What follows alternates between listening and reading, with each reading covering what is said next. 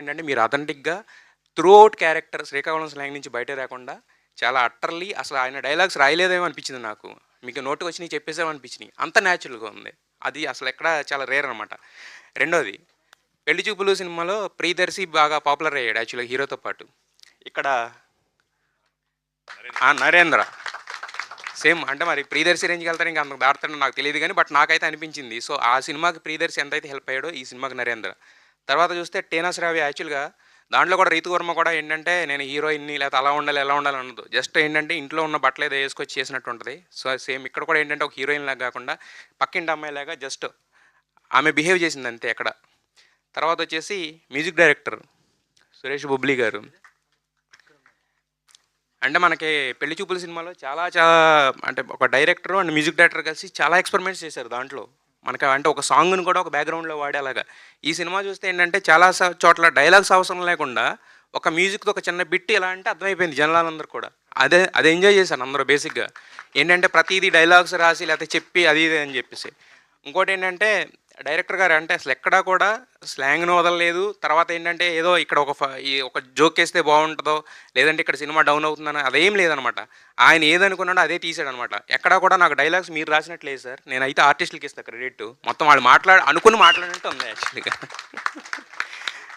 Yes. And next ఇంకోటేంటంటే చాలామంది అంటున్నారు మా సినిమా మిమ్మల్ని అంటే ఉన్న టీమ్‌లోనే చెప్తున్నాను. కామెడీ మేము నవ్విస్తాం అని కాదు. 2 గంటల సినిమా ఎక్కడా కూడా ఫీల్ నుంచి మిమ్మల్ని బయటకు రానివ్వదు.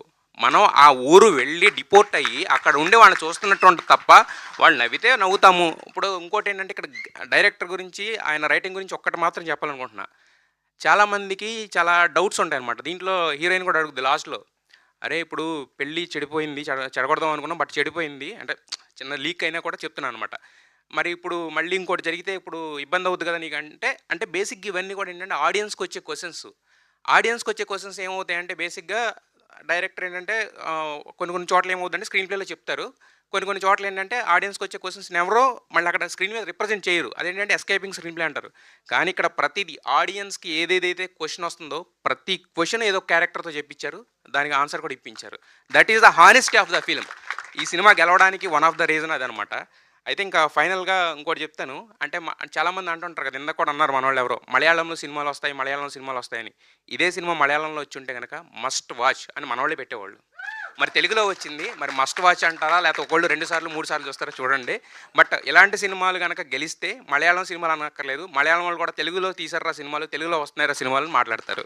సో ఇది అంటే నాకొక హానెస్ట్‌గా నాకు ఆ రోజు అనిపించింది. చెప్పాలనుకున్నదే నా రివ్యూ చూసుకున్నా కూడా ఇదే ఉంటది. నేను ఏదైతే చెప్పాలనుకున్నదో ఇప్పుడు మాటల్లో చెప్తున్నాను అంతే.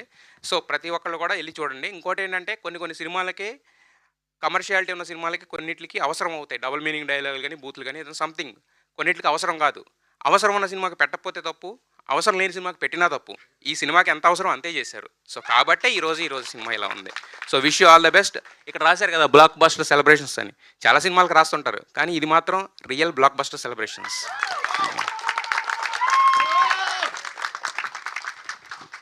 థ్యాంక్ యూ అండి. Thank you so much. Yes.